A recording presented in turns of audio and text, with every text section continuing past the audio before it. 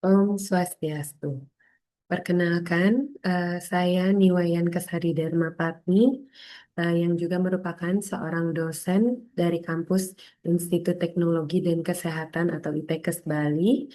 Di sini saya merupakan dosen di bagian bidang keperawatan medikal bedah. Jadi pada kesempatan kali ini izinkan saya untuk menjelaskan lebih lanjut terkait dengan salah satu mata kuliah yang saya tekuni bidangnya selama menjadi dosen.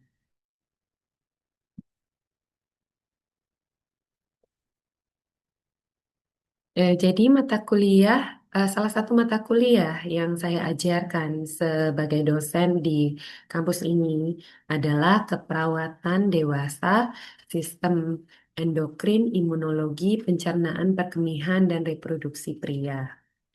Jadi, dalam slide ini, secara singkat saya akan menjelaskan terkait dengan deskripsi mata kuliah, capaian pembelajaran mata kuliah atau CPMK, materi pembelajaran, metode pembelajaran, sistem penilaian, dan yang terakhir adalah berupa rekaman video proses pembelajaran yang saya lakukan di kelas.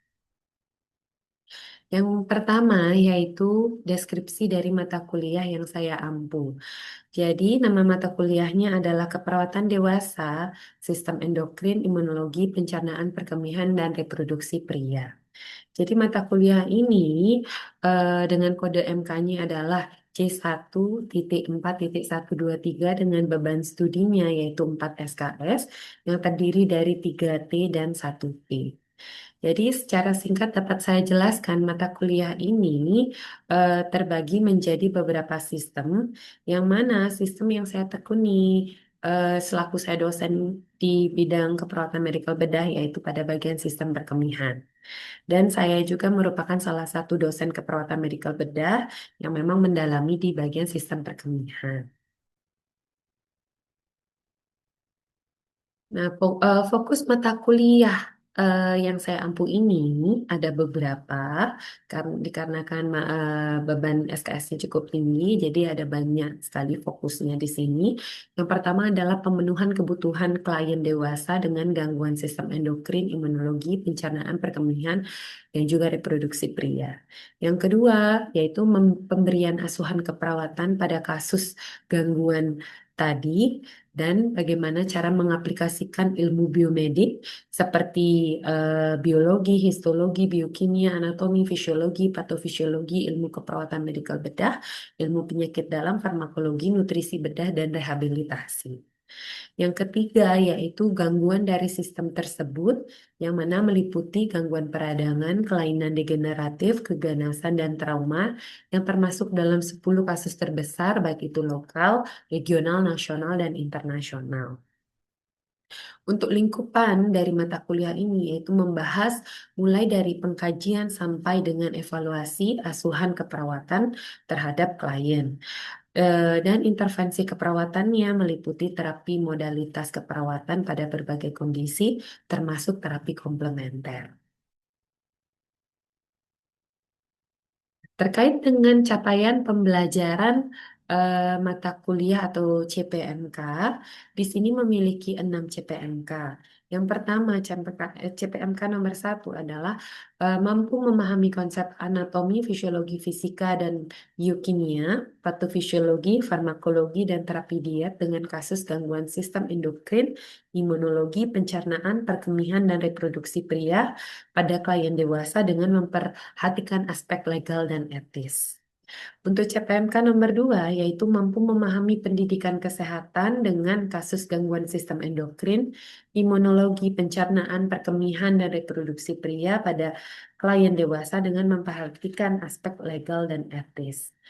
CPMK ketiga yaitu mampu memahami hasil-hasil penelitian ke dalam asuhan keperawatan dalam mengatasi masalah sistem endokrin, imunologi, pencernaan, perkembangan, dan reproduksi pria yang berbasis perawatan jangka panjang. Untuk CPMK keempat, yaitu mampu mengaplikasikan asuhan keperawatan pada sekelompok klien dengan gangguan sistem endokrin, imunologi, pencernaan, perkembangan, dan reproduksi pria pada klien dewasa dengan memperhatikan aspek legal dan etis. CPMK kelima yaitu mampu memahami fungsi advokasi pada kasus dengan gangguan sistem endokrin, imunologi, pencernaan, perkeminian, dan reproduksi pria pada klien dewasa dengan memperhatikan aspek legal dan etis. Dan untuk CPMK keenam yaitu yang terakhir yaitu mampu mengaplikasikan intervensi keperawatan pada kasus dengan gangguan sistem endokrin, imunologi, pencernaan, perkeminian, dan reproduksi pria pada klien dewasa sesuai dengan standar yang berlaku dengan berpikir kreatif dan inovatif sehingga menghasilkan pelayanan yang efisien dan efektif. Nah, untuk terkait materi pembelajaran pada mata kuliah ini, ada cukup banyak sekali materinya. Yang pertama adalah anatomi, fisiologi, kimia, fisika, dan biokimia terkait dengan sistem endokrin, imunologi, pencernaan, perkeminian, dan reproduksi. Yang kedua yaitu patofisiologi, farmakologi, dan terapi diet pada gangguan sistem endokrin yang meliputi diabetes mellitus, gangguan tiroid, lalu pada sistem imunologi meliputi rematik, SLE, dan HIV/AIDS. Sistem pencernaan yang meliputi appendicitis, kanker kolorektal, hepatitis, sirosis, hepatis, ileus obstruksi, polilitiasis atau polisistitis, dan gastritis. Nah, untuk di sistem perkeminian di sini lebih condong ke penyakit ginjal kronik atau juga disebut dengan gagal ginjal kronik atau chronic kidney disease dan juga urolitiasis atau batu ginjal. Dan pada sistem reproduksi, khususnya pada pria, akan membahas terkait dengan BPH dan juga CA prostat. Lalu yang nomor tiga materinya meliputi persiapan pelaksanaan dan pasca pemeriksaan diagnostik dan laboratorium pada masalah gangguan sistem endokrin, imunologi, pencernaan, perkeminian, dan reproduksi pria. Lalu yang keempat yaitu asuhan keperawatan yang mana meliputi yang pertama pengkajian, analisa data, diagnosis keperawatan, intervensi, implementasi, dan evaluasi secara komprehensif meliputi biopsikososio-spiritual pada sistem endokrin, imunologi, pencernaan, perkeminian, dan reproduksi pria. Yang kedua meliputi intervensi keperawatan, yaitu pengukuran ABI atau antibrachial index, pemeriksaan GDS, injeksi subkutan dalam pemberian insulin sebagai contohnya, pemasangan nasogastrik tube atau NGT, bilas lambung atau gastric lavage, menentukan jenis dan jumlah kalori dalam diet, restriksi cairan, wash out atau enema, colostomy care, pemasangan kateter urin, dialisis, irigasi bladder, bladder training, pemberian obat kemoterapi, manajemen nyeri, dan pemeriksaan CCP. Yang ketiga yaitu pendidikan kesehatan dan upaya pencegahan primer, sekunder, dan tersier pada masalah gangguan sistem endokrin, imunologi, pencernaan, perkeminian, dan reproduksi pria. Dan yang keempat dalam asuhan keperawatan yaitu manajemen kasus pada gangguan sistem endokrin, imunologi, pencernaan, perkeminian, dan reproduksi pria dalam perawatan jangka panjang. Dan slide terakhir untuk materi pembelajaran yang kelima, yaitu hasil-hasil penelitian tentang penata laksanaan gangguan sistem endokrin, imunologi, pencernaan, perkembangan reproduksi pria, yang mana di sini akan berdiskusi lebih lanjut terkait dengan tren dan isu dan juga evidence-based practice dari masing-masing sistem yang diajarkan. Dan yang terakhir materi pembelajarannya yaitu peran dan fungsi perawat serta fungsi advokasi pada kasus dengan gangguan sistem endokrin, imunologi, dan pencernaan, perkeminian, dan reproduksi pria. Nah, sekarang saya akan menjelaskan terkait dengan metode pembelajaran. Jadi, dengan mata kuliah yang tadi saya sampaikan di sini, kegiatan pembelajaran diikuti dengan beberapa jenis metode pembelajaran. Yang mana adalah yang pertama berupa ceramah, yang kedua yaitu fokus group discussion atau FGD, yang ketiga juga presentasi dikarenakan ini terkait dengan penugasan. Jadi mahasiswa juga diberikan tugas untuk membuat makalah terkait dengan sistem tadi dan lalu dipresentasikan. Lalu yang keempat yaitu juga kuis. Biasanya kami juga akan melakukan kuis di awal ataupun di akhir sesi perkuliahan yang mana untuk mengevaluasi seberapa jauh mahasiswa paham dengan materi yang kita ajarkan. Dan untuk terkait penugasan dan evaluasi akan saya jelaskan pada slide berikutnya. Nah, jadi pada slide berikut ini saya menjelaskan terkait dengan sistem penilaian di mata kuliah ini. Tadi terkait dengan penugasan, di sini ada beberapa tugas mahasiswa diberikan, yaitu di sini hasil proyek. Bisa dilihat bahwa pada hasil proyek di sini berupa mengaplikasikan manajemen kasus di lapangan klinik dan laboratorium. Dikarenakan pada mata kuliah ini juga diikuti dengan laboratorium untuk mahasiswa, jadi setelah mata kuliah mahasiswa juga akan melakukan lab atau melakukan apa namanya mendemonstrasikan beberapa prasat di laboratorium yang terkait dengan sistem yang telah diajarkan. Dan juga mahasiswa juga diikuti dengan praktik di lapangan yang mana bisa menjadi salah satu bagaimana cara mahasiswa mengaplikasikan semua materi yang telah diajarkan lalu dipraktekkan di lapangan klinik.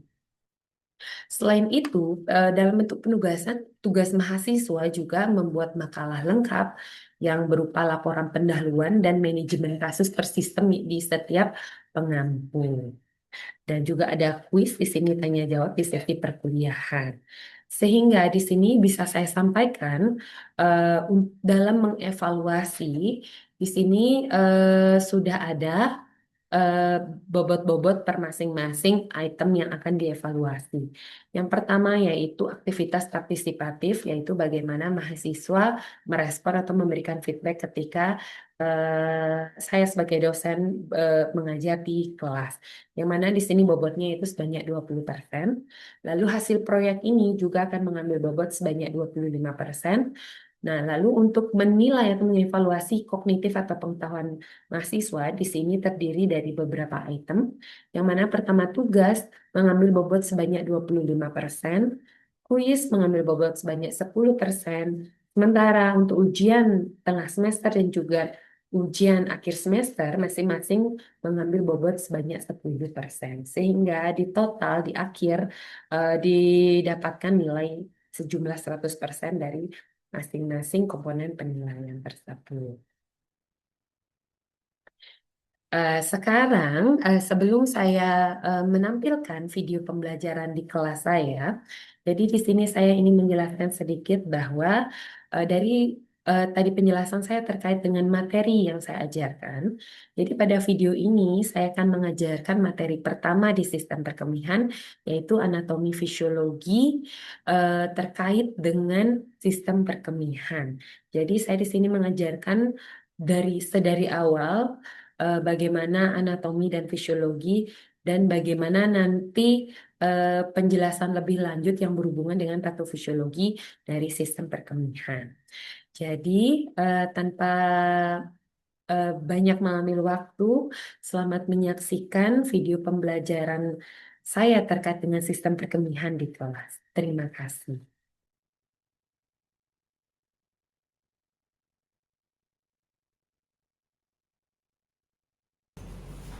Oke, selamat pagi adik-adik semua. Bagaimana kabarnya? Lelah? Tidak ya, harus tetap semangat ya. Oke, jadi pada hari ini kita akan berdiskusi bersama-sama terkait materi di sistem perkemihan. Ya, sesuai dengan mata kuliah hari ini yaitu keperawatan dewasa ya. Jadi sekarang kita akan fokus ke sistem perkemihan. Nah, sebelum kita lanjut, saya ingat nih kalau nggak salah di pertemuan sebelum, mungkin kayaknya di pertemuan di kelas sebelah ya, di kelas B, ini kan kelas A tingkat 2 ya, semester 4 ya. Oke, jadi kemarin itu saya sempat ngajar di kelas sebelah ya, di kelas B, bahwa katanya di semester awal kalian itu sudah sempat mempelajari tentang anatomi fisiologi organ manusia, iya nggak? Ya. Berarti paling enggak ketika kita akan mempelajari materi hari ini, berarti adik-adik setidaknya udah ada bayangan nggak sih? Ada ya, ada. Oke. Nah, jadi adik-adik ya, seperti yang tertera di judul di depan, hari ini kita akan membahas tentang anatomi, fisiologi, kimia, fisika, dan biokimia terkait dengan sistem perkemihan. Dan saya sendiri, Niwaya Besari Dharma Patni, kalian semua sudah kenal ya, saya sebagai dosen KMB di kampus ini. Oke, next. Nah, sebelum kita masuk, di sini saya sedikit menjelaskan terkait dengan tujuan pembelajaran. Untuk apa sih adik mempelajari mata kuliah hari ini? Jadi yang pertama, sangat diharapkan adik-adik mampu nantinya menjelaskan kembali tentang konsep anatomi, fisiologi, kimia, fisika, dan juga biokimia terkait dengan sistem perkemihan. Kenapa hal ini sangat penting? Sebagai basic awal, sebelum kalian mempelajari tentang patofisiologi ya, atau kalau secara fisiologis itu kan yang sehat, yang benar. Nah, sebelum ke sakit, kalian wajib tahu sehatnya itu kayak gimana, fisiologisnya gimana. Nanti baru kalian pelajari tentang patofisiologis. Jadi sangat penting untuk adik-adik memahami anatomi, fisiologi, dan lain sebagainya, terutama di bagian sistem perkemihan.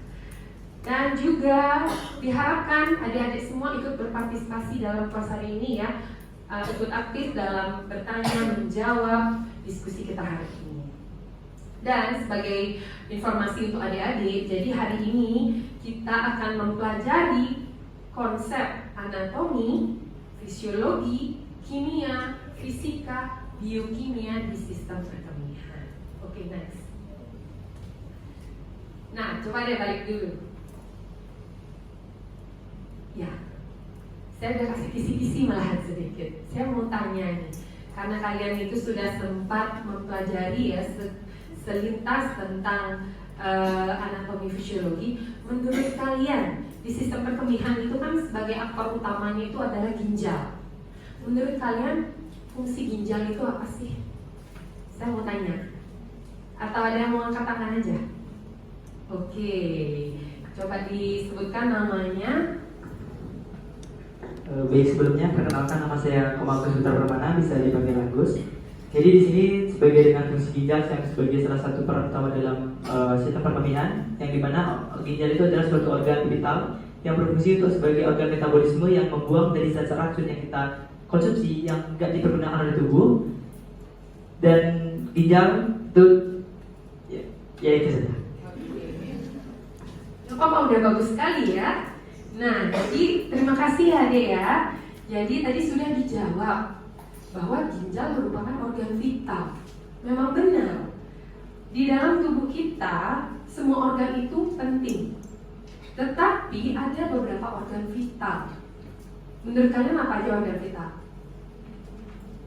Ginjal tadi sebut, jantung, benar. Apalagi? Paru-paru. Dan juga otak. Itu merupakan beberapa organ vital yang memang harus benar-benar dijaga. Jadi ketika tubuh kita sakit, pasti organ vital yang diprioritaskan dulu. Habis itu baru organ-organ lain. Ya. Nah, tadi udah benar. Ginjal merupakan salah satu organ vital di dalam tubuh kita. Yang kedua tadi dijawab, apa sih peran ginjal? Membuang. Nah, jadi itu benar bahasanya ya. Jadi ginjal berperan dalam membuang semua bentuk sampah metabolisme tubuh kalian. Itu salah satu peran utama dari ginjal. Dialah yang membuang semua sampah metabolisme. Oke, next. Nah, sebagaimana yang dilihat di depan ya. Jadi di dalam sistem kemih yang kita juga bisa sebut dengan uropoietika atau urinarius, yang mana organ aktor utamanya adalah si ginjal, dia memiliki peran apa? Nomor satu, membersihkan. Ya, termasuk dengan cara membuang ya, dengan dibuang semua sampah metabolisme sehingga dalam tubuh seseorang itu menjadi bersih. Yang kedua, mengontrol volume dan komposisi cairan tubuh. Jadi ginjal selain dia membuang semua sampah dalam tubuh, juga mengontrol volume dan juga komposisi cairan tubuh. Komposisinya itu maksudnya apa? Elektrolit. Kan pernah dengar kan ya? Elektrolit cairan dan elektrolit di dalam tubuh. Oke, next. Nah, jadi ini gambaran penampakan organ sistem kemih kalian, ya.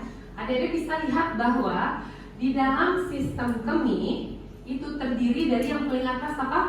Ginjal. Lalu di bawahnya ada dua saluran. Kita punya dua ginjal. Setelah ginjal ada saluran ke bawah, kita sebut dengan ureter, ya. Dari ureter, maka sampah-sampah yang sudah diproduksi oleh ginjal akan disalurkan melalui ureter dan ditampung di dalam kandung kemih atau juga disebut dengan vesika urinaria, ya. Nah, ketika ini sudah full, maka di sana akan muncullah sensasi ingin berkemih, ingin buang air kecil. Nah, untuk itu nanti dari vesika urinaria akan disalurkan melalui uretra. Jadi di dalam sistem kemih, kalau ada yang nanya, di dalam sistem kemih organnya terdiri dari apa saja?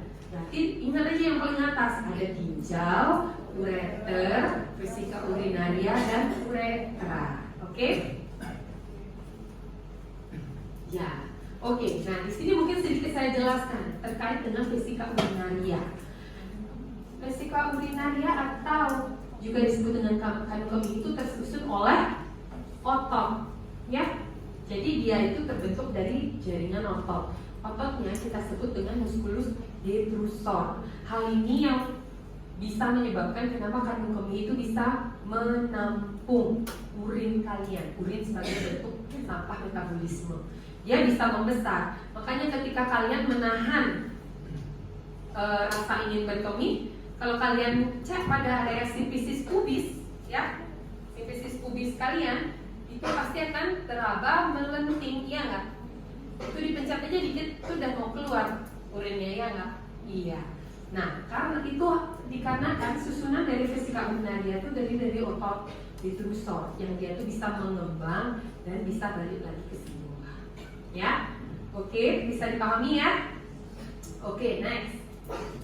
Nah, tadi yang wajar aja kelihatan ginjalnya. Nah, ini kalau kita lihat lagi lebih detail, jadi ada bisa lihat ya di ginjal. Kalau di ginjal kan ada dua ya, adik ya. Dia ternyata didampingi oleh banyak sekali pembuluh darah, bahkan pembuluh darah besar. Hal itu kenapa juga dikatakan ginjal merupakan salah satu organ yang mencuci darah kalian, ya. Nah, dia bisa lihat di sana di atas ginjal itu, lihat nggak? Ada yang berwarna kuning. Itu merupakan kelenjar yang kita sebut dengan kelenjar adrenal. Jadi kelenjar adrenal ini mampu menghasilkan begitu banyak hormon yang akan berpengaruh terhadap siklus di dalam tubuh kalian. Nanti akan saya jelaskan lebih lanjut, ya.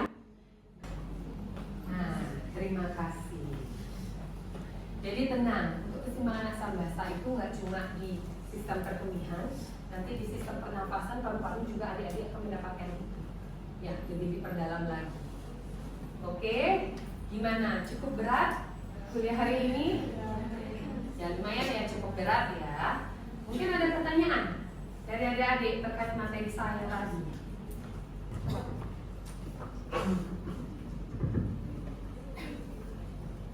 Perkenalkan, nama saya Nancy. Saya mau bertanya, pada pasien hipertensi itu biasanya kan mengonsumsi obat secara terus-menerus, misalnya ACE inhibitor. Nah, mungkin lama-kelamaan itu pengaruhnya terhadap ginjal itu bagaimana sih Bu? Atau ada solusi supaya ginjal nggak rusak karena mengonsumsi itu secara terus-menerus? Oke, berarti pertanyaannya adalah apakah karena minum obat ini akan mempengaruhi fungsi ginjal, gitu ya? Oke, jadi adik-adik kalau karena ini sebenarnya sedikit ranahnya agak melenceng ya, ini ranahnya ke dokter. Karena kalau pasien hipertensi mau nggak mau dia memang harus minum obat. Kalau dia nggak minum obat itu akan memperparah kondisinya. Tetapi bagaimana dengan ginjal? Ginjal dikasih obat-obatan terus kan nggak bagus juga. Ya. Nah, jadi biasanya pertimbangan di dokter yang mana akan memberikan efek jauh lebih buruk. Hipertensinya yang tidak diobati atau ginjalnya. Dokter akan memilih salah satu yang mana efeknya lebih negatif.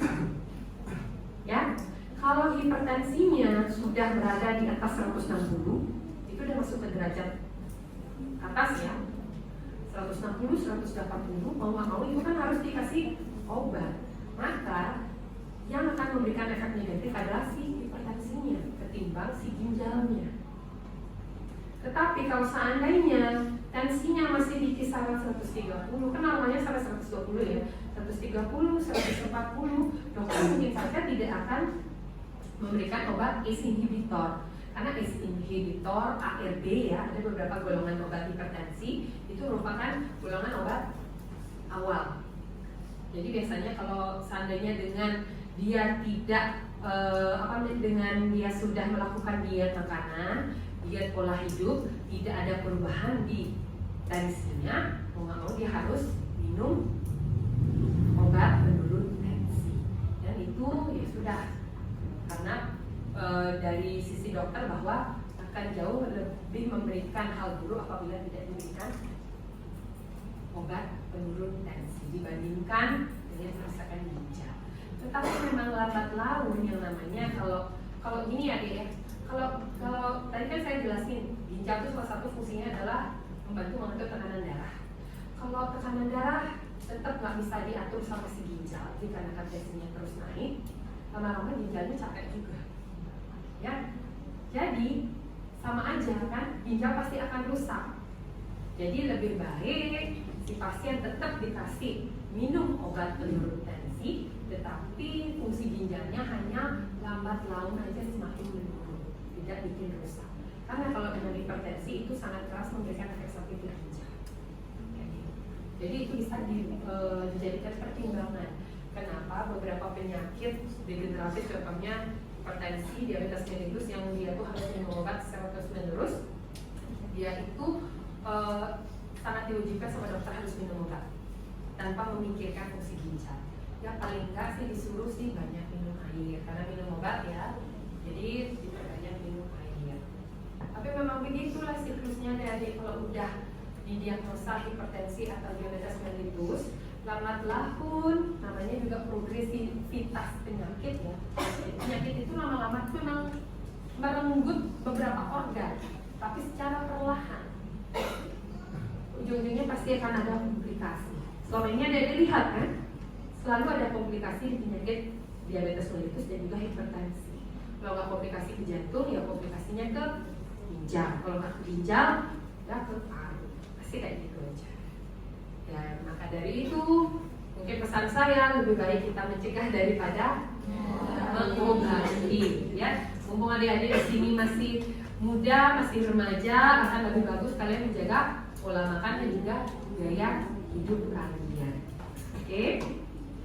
Nah, sebelum saya tutup nih perkuliahan hari ini, saya mau tanya, kalian masih ingat nggak? Ini sesuai dengan materi saya.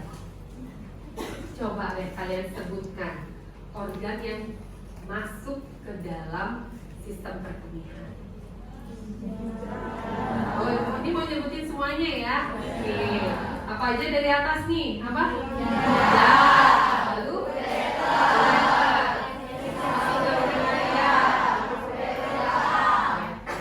Oke, jangan pernah lupakan itu, ya. Karena untuk kalian paham di kuliah berikutnya kita akan membicarakan tentang patofisiologi penyakit di sistem perkemihan. Kalian wajib mengingat anatomi fisiologi sistem perkemihan.